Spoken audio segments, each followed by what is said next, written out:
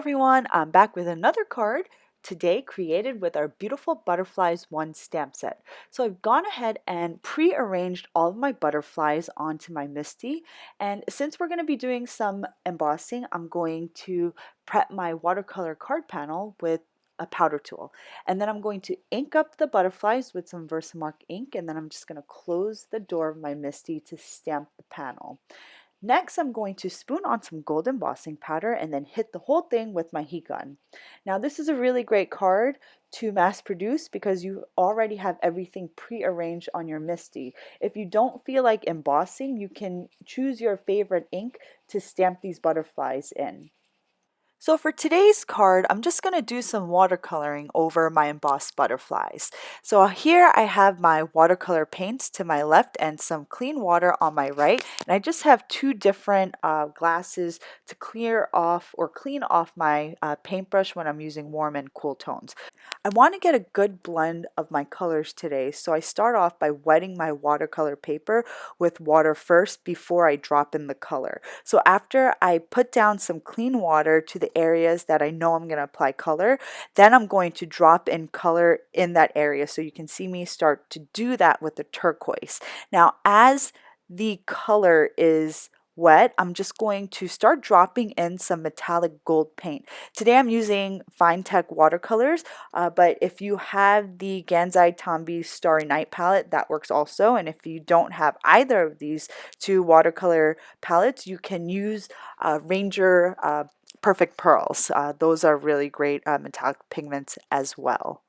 As I continue to paint, I add more pigment and more water to my panel to get the look that I want. But as this happens, I did get some watercolor and water that pools to the side of my panel, and I didn't want it to dry like that, so I did dab the excess water and pigment with a paper towel.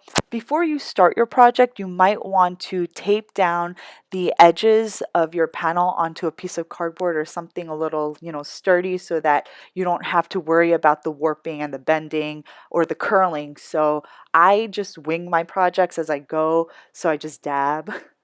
But if you are planning on watercoloring, this is something that you might want to do.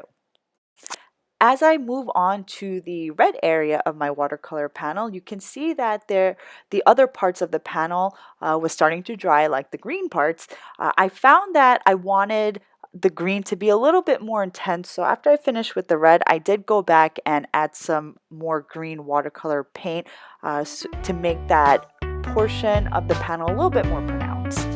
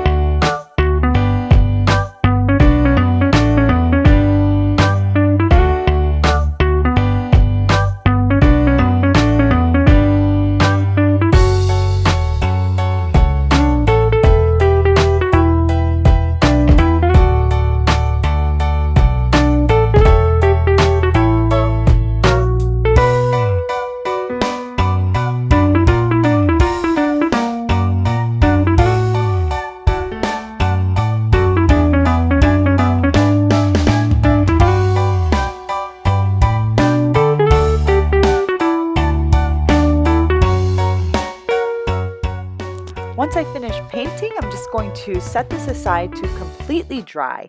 And then I'm going to take the two largest dies in our double stitch rectangle die set, and I'm going to die cut the entire panel. And this is just going to add some stitched interest to the panel, but I'm not going to pop anything up. I'm just going to tape the frame and the inner part together, because I just wanted to add that stitching, and this is just going to add some really nice interest. Then I'm going to take the Have an Amazing Day sentiment from our Thoughtful Poppies, and I'm going to stamp it onto my panel using our Noir Dye Ink. After I finish with the sentiment, I'm just going to adhere the panel onto a side folding A2 size card base, because that is the size of my card today.